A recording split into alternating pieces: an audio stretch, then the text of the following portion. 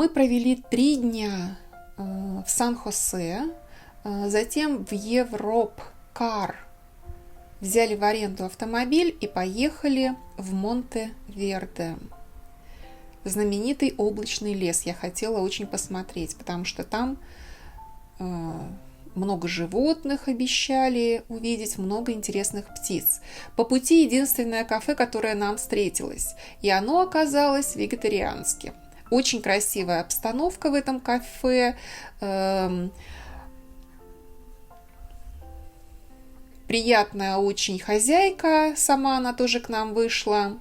Но, ребята, кафе оказалось вегетарианским, и настолько невкусно там готовят, это просто удивительно.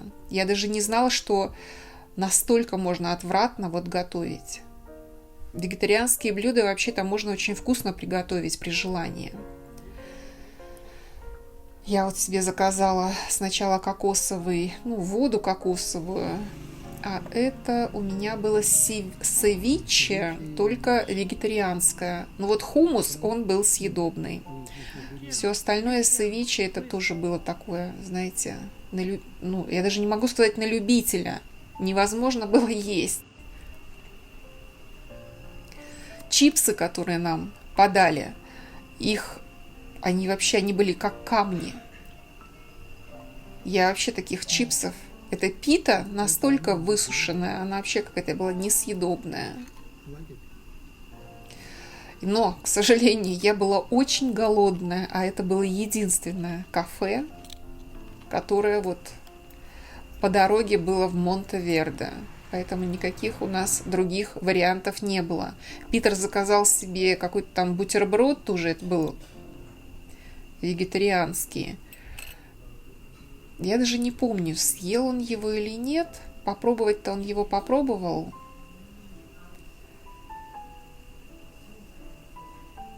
Но это было невкусно. Я тоже это попробовала. Хотя выглядит кафе просто привлекательно и очень классно. И мы приехали в наш отель. Отелей там очень много, на любой вкус. Я даже не буду называть название этого отеля. Самый обычный такой частный, небольшой отельчик.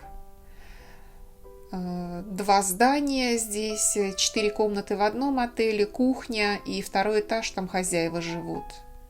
4 комнаты только они сдают. Так себе был отель. День был неплохой. Было не жарко. Монте-Верде находится в горах. И мы на следующий же день поехали смотреть облачный лес, ради которого мы, собственно, туда и приехали. И здесь я вам показываю, как выглядит этот заповедник, в котором более 100 видов млекопитающих, 400 видов птиц, 1200 земноводных и рептилий. И сейчас я вам покажу, кого мы там увидели. Во-первых, клауд, облачный лес, так называемый, он влажный. В нем, так скажем, прохладно, и абсолютно все деревья покрыты мхом. Красивые такие подвесные мосты, потому что это горы, и других вариантов, это значит, надо в ущелье, спускаться, потом подниматься. Знаете, для туристов это тяжело, поэтому построили такие классные навесные металлические мосты. Где-то они такие металлические, длинные, очень, кстати говоря, мост. Где-то они небольшие, деревянные мосты. Интересно так было по нему пройтись. Кое-какие фотографии я сделала. Такие виды открываются, и вы можете видеть, на какой высоте мы находимся. Тоже такой небольшой мостик. Водопадики везде. И мхи. Все абсолютно заросшее мхами. Тропы очень-очень удобные. По ним здорово так легко ходить. Провели мы там, по-моему, около 3 часов. Хотя можно было и больше. но все, что нам нужно, мы увидели, посмотрели. Нам было достаточно для прогулки 3 часов. Вот такая вот растительность интересная. Вот так он выглядит, этот лес. Это тропический лес, надо отметить. Скамеечки стоят. Кто устал, можно присесть, отдохнуть. И опять же прекрасное небо открывается. Потому что мы были там в сухой сезон. Мы были в феврале. Первая половина февраля. Огромные папоротники.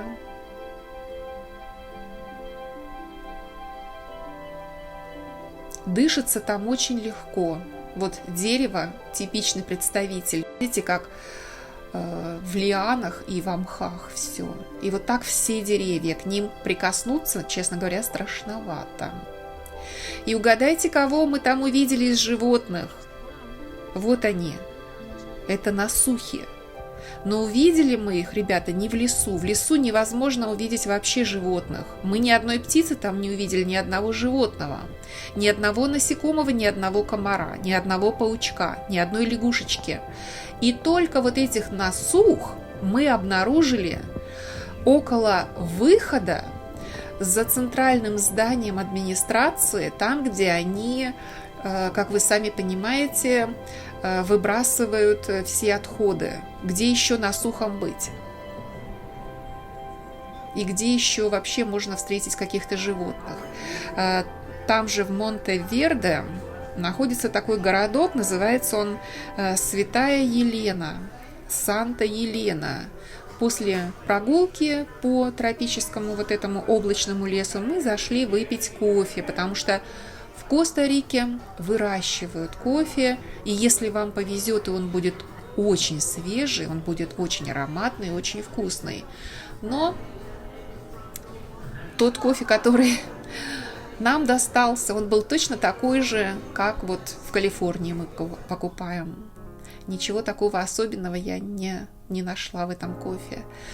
А вот это милый-милый теленочек, телочка, тоже в городе, прямо в городе, у кого-то вот частное хозяйство в центре города. И вот такие коровки белые. Потом я покажу вам там дальше вот эти вот, такая интересная порода коров. И дальше, обратите внимание, это вулкан Ареналь. Вот такой он невероятной красоты. А вот это озеро, которое тоже называется Ареналь. Самое крупное озеро в Коста-Рике. Такие потрясающие виды. Просто невероятно. Мы планировали провести в Монте-Верде 3 дня, но там, ребята, абсолютно нечего делать. Городок Санта-Елена дорогой. Даже поужинать там дорого. Поэтому мы 2 дня там провели, посмотрели все, что могли, и решили, даже заплатив еще за 1 день, там не останавливаться. И поехали в сторону вулкана Ареналь. И вот по пути я увидела... Мы остановились, и там было такое, я не знаю, кафе назвать или ресторан. И прямо на входе в этот ресторан потрясающее дерево какао, на котором было много-много-много плодов. Вот так растет какао. Но про шоколад, про какао производство, какао-ферма у меня будет отдельное видео. Кому интересно, вы обязательно посмотрите после этого видео. Вот такой вот, ресторан, кафе, как его назвать, недалеко от озера Ареналь. Вот такая была тоже классная дорога, поэтому я решила заснять вдоль озера Ареналь. Когда вы едете из Монте-Верде, надо сказать, дороги там ужасные. Потом, когда вы спускаетесь на вот такую центральную уже дорогу, хайвей его назвать, или как вот, то вот эти дороги, они уже получше.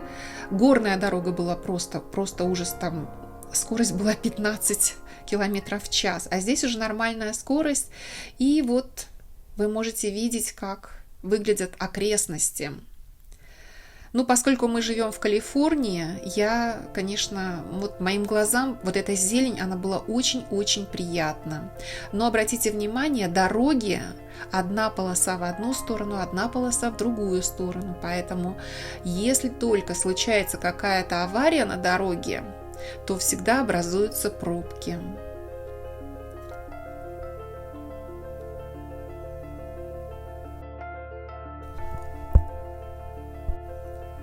Смотрите, кого мы повстречали на этой дороге. Огромное количество насух.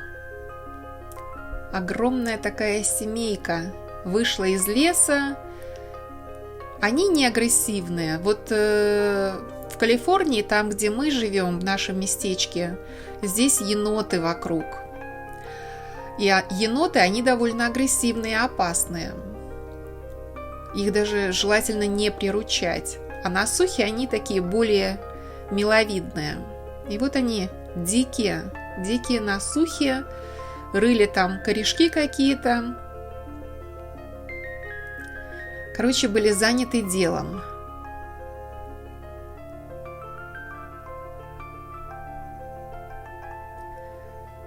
Поблизости, видимо, находится какой-то заповедник или лес, или дикая территория. Здесь вот мы тоже проезжаем озеро невероятной красоты, я еще раз повторю, потому что виды открывались просто потрясающие. И едем мы, вот это вулкан Ареналь. Он тоже такой правильной формы, красивый очень вулкан. Но если вы туда поедете, опять же, там везде туристические зоны, там все очень красиво, там горячие источники, но цены, ребята, там очень высокие. Имейте это в виду. Мы провели, так скажем, мы туда приехали, переночевали недалеко от этого вулкана, в очень тоже красивом месте.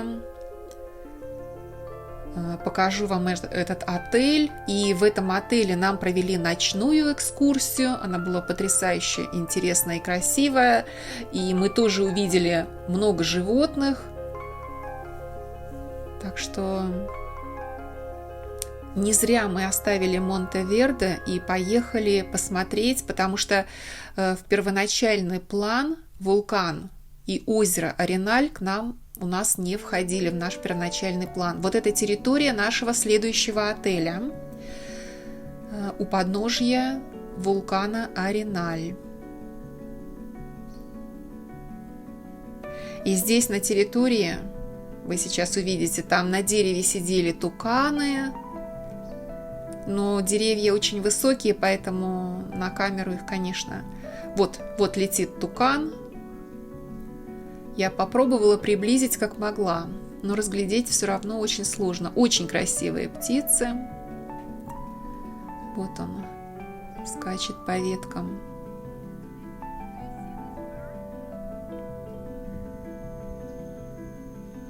И, кстати, вот это дерево, именно вот на этих деревьях ленивцы обитают. Но про ленивцев позже. А вот это дикая индейка. Самец дикой индейки тоже ходил там по территории.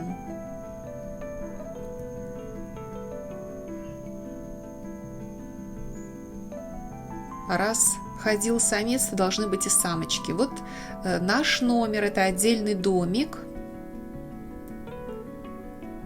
Такой уютный, приятный.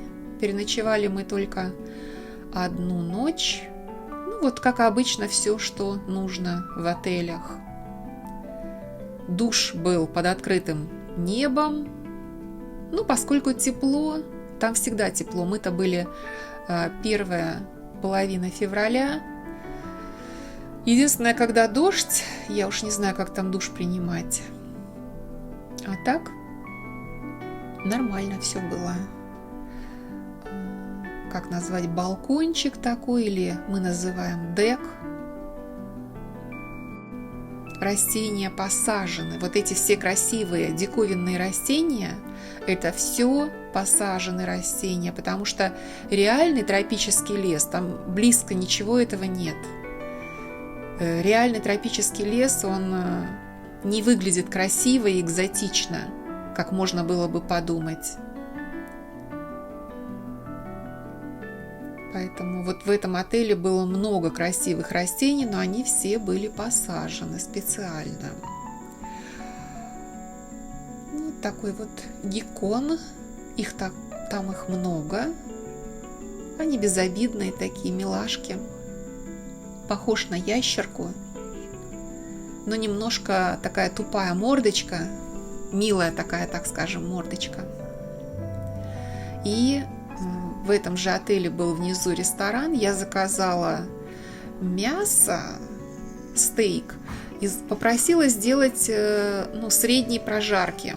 Они 3 раза уносили и приносили мне, и все равно все было с кровью. Я не хотела есть с кровью, мне вот надо было, чтобы оно получше было прожарено. И вот началась наша ночная экскурсия. Гидом был просто работник отеля. Вот эти вот кваки, лягушки знаменитые, тоже такая милота.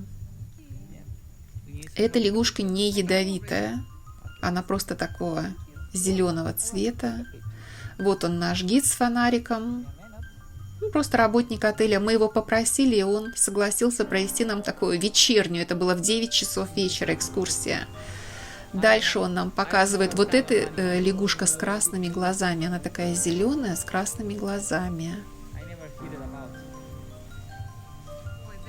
Красивая. Это уже жаба в пруду.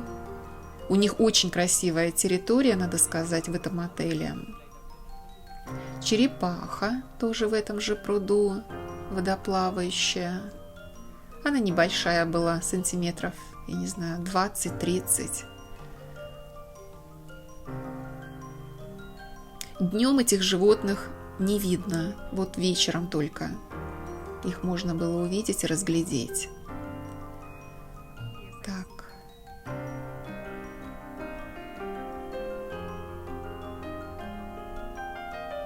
У него была такая указка с зеленой точкой, и он показывал. Он просто знал, где эти животные обычно находятся на тех же самых местах каждый вечер, поэтому он быстро их находил и показывал. Без гида вы, конечно, никаких животных сами вряд ли увидите, сможете найти. И вот таких муравьев, которые листорезы, муравьи-листорезы, что ли, их называют, вот их мы довольно часто встречали. Нарезают листочки, и целая тропа, их очень легко увидеть, заметить. Вот он берет одного такого муравья, чтобы бросить пауку. Дальше он нам покажет очень-очень крупного такого паука.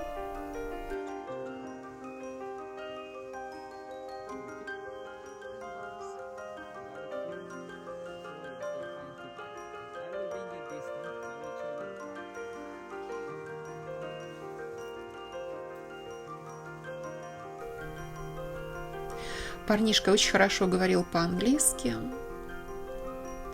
Местный сам, костариканец. Потому что у нас, сами понимаете, мы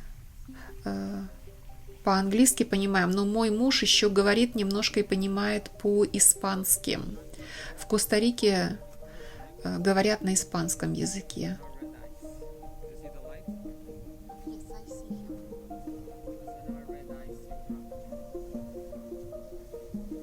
Так, он еще нашел лягушку. Видите, показывает ее такую маленькую. И вот он, паук. Он очень крупный был, этот паук. Больше 5 сантиметров. Довольно крупный. Я таких пауков в жизни не видела. И вот он бросил туда ему этого муравья несчастного.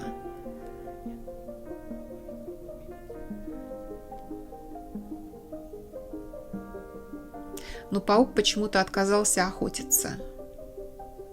Видимо, не голодный, а может быть, Вообще-то этот гид нам сказал, что до нас он тоже проводил экскурсии, и он бросил ему до этого тоже какого-то муравья. Вот вы видите, там паук занят другим муравьем. Так, а вот это маленькая, знаменитая, ядовитая уже лягушка. Вот эти лягушки очень опасны, они очень-очень ядовитые. Ну и опять же геккончики. Такая милота. Во всех гостиницах они по стенкам бегают, мух ловят. Это у нас, конечно, не в комнате. Я поснимала перед входом в нашу комнату. Вот сколько я их там нашла. Ну, поскольку у нас здесь нет таких гекконов, мне было интересно. И на следующий день, видите, вот здесь birding spot. То есть сюда кладут гуаву спелую, ну, какие-то фрукты очень-очень спелые. Вот такие камеры, вы можете за птицами наблюдать. Монокль, что ли его назвать.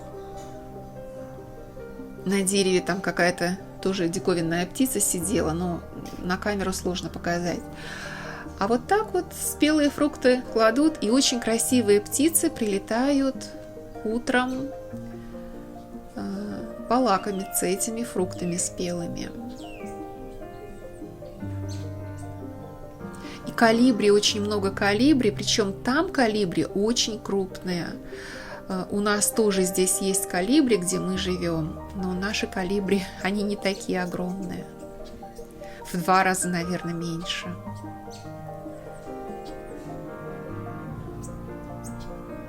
И вообще, да, я хочу сказать, что если вы хотите увидеть каких-то животных или диковинных птиц, очень часто в отелях сотрудники прикармливают и животных, и птиц. И в лесу или в каких-то там заповедниках, в парках, если вам повезет, то вы встретите этих экзотических животных, тропических. Но если вам не повезет, не стоит отчаиваться. В гостиницах вы обязательно их увидите. И мы довольно много увидели обезьян, много увидели птиц, даже вот этих больших попугаев увидели. И все это было рядом с нашими отелями. Поэтому смотрите дальше, и я вам обязательно покажу. Я сняла всех животных, которых мы увидели. Нам не повезло в парках.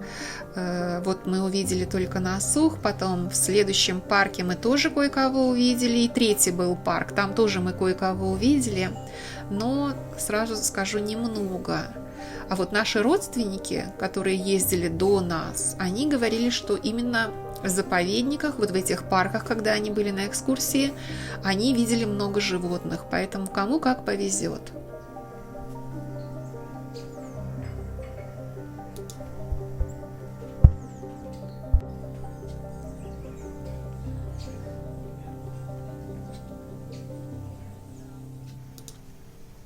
Вот здесь на дереве я вам показываю, как растет папайя.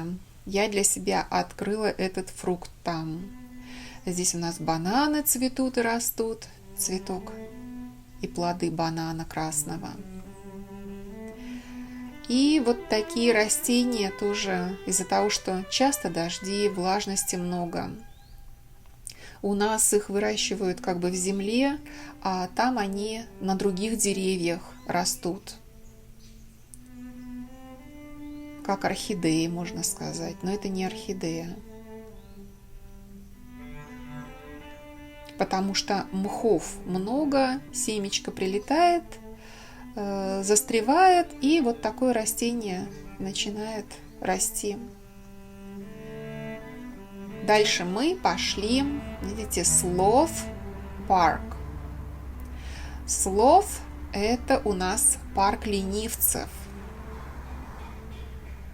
Конечно же, если вы летите в Коста-Рику, вы обязательно должны сходить в один из таких парков, где живут ленивцы.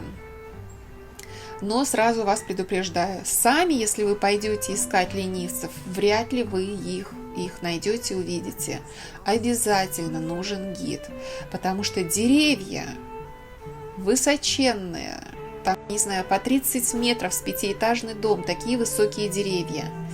И разглядеть их и увидеть, а они днем-то, они спят, они ночные животные. Только гид знает, где, на каких деревьях их искать, и поскольку за ними вот эти гиды наблюдают постоянно, они знают, где был вчера ленивец, и он обязательно найдет его сегодня. Я вам показываю, на какой высоте и как выглядят вот эти все ленивцы. Вот мои фотографии. Видите, комочек такой на самой-самой высоте. И снова дикие индейки в этом же маленьком парке. Что мне понравилось, вот наш гид, что мне понравилось, в Коста-Рике они молодцы, они занимаются экологией. Раньше первые, когда приехали там конкистадоры или вот переселенцы, они, конечно, занялись вырубкой лесов, и сейчас вот эти леса восстанавливают, животные тоже вот, резервации делают такие для животных, заповедники, чтобы они могли там спокойно жить, потому что нет деревьев, ну а чем питаться птицам и животным? Вот они. И там было 2 вида ленивцев. Там как-то у них трехлапые и трехпальцевые и двухпальцевые ленивцы. Разница в этом. И они отличаются еще по окрасу шерсти. У одних такая сероватая, у других более зеленоватая. Ну вот ни один ленивец к нам вниз не спустился. Вот они, комочки.